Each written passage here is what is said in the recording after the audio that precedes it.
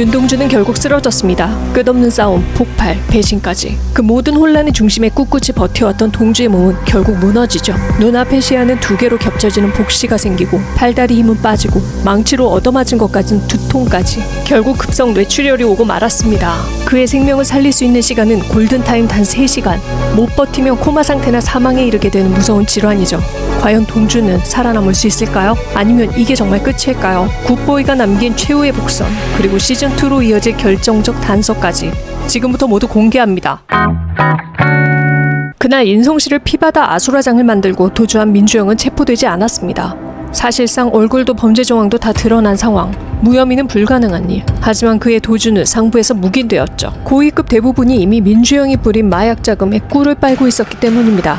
민주영에게만 혐의를 뒤집어 씌우기엔 연결고리들이 너무 많았던 거죠. 레오가 관리하던 가상화폐 기반 거래망은 이제 민주영 손에 완전히 넘어갑니다. 러시아, 중국을 잇는 다크웹 기반 마약 네트워크를 필리핀과 캄보디아까지 확장하고 국경을 넘나드는 온라인 암거래소, 이름하여 DAE. 레오가 해커를 통해 준비했던 암호화 알고리즘을 바탕으로 민주영은 실체 없는 유통망을 독점하며 탄생시키게 됩니다. 아직 컨테이너로 충분히 남아있던 캔디는 마약 성분을 소량 넣어 위장한 상온에서 녹지 않는 비정제형으로 기존의 가루도 알약 형태도 아닌 입에 넣으면 기분이 좋아지고 정신이 뚜렷해지는 착각에 빠지게 되는 진화된 형체였습니다.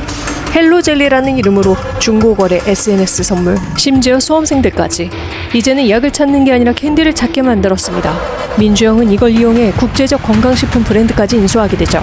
대외적으로 건강보조제지만 실제로는 약성분이 함유된 각성 물질. 그리고 이 브랜드는 중국계 자본과 손잡고 동남아에 거점을 둔 제약벤처 메라노바 바이오와 유통계약을 체결하게 됩니다. 메라노바를 통한 유통 경로는 공식 식품으로 포장돼 유럽의 클럽과 중국과 일본의 암흑의 파티까지 곳곳에 스며들고 있었습니다. 각국을 잇는 마약 유통 루트에 한국은 시험장에 불과했죠. 이 모든 설계는 민주영이 출국 전에 이미 끝내놓은 플랜 B였던 겁니다. 오종구는 민주영이 해외로 빠져나가는 동안 국내의 더러운 뒤처리를 담당하게 됩니다. 경찰, 언론, 정계, 로비 등 아직 남아있던 수많은 박스를 전달하며 라인을 재구축했고 민주영은 국경 너머의 다음 단계를 밟기 시작합니다. 그는 더 넓고 더 어두운 세계로 나아갔죠.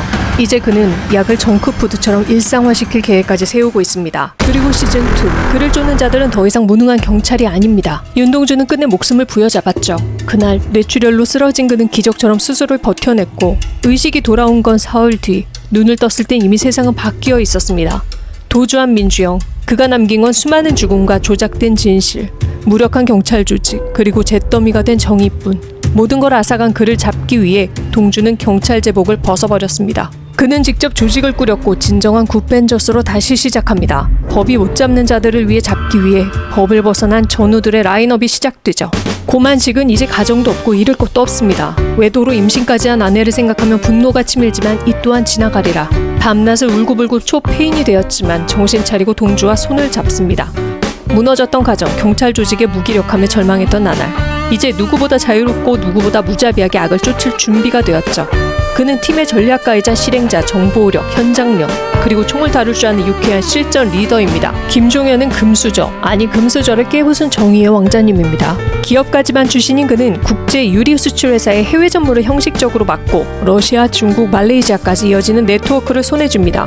굿벤저스의 실질적인 백도어. 그 누구보다 넓고 빠르게 돈과 사람을 연결시키죠. 지안나는 정의감으로 뛰어들었지만 이젠 냉철함으로 싸웁니다.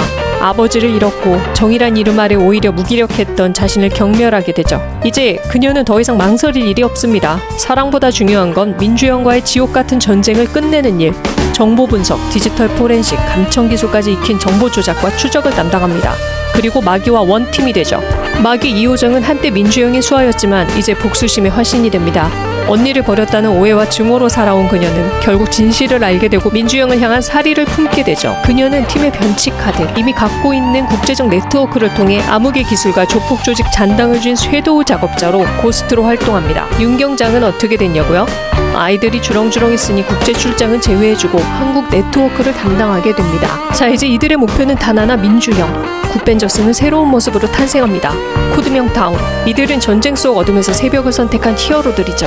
민주영이 만든 지옥을 스스로 불태우기 위해 그들의 활약이 시즌2를 만들 수 있기를 기대해봅니다. 오늘 이야기도 흥미로우셨으면 구독 부탁드립니다.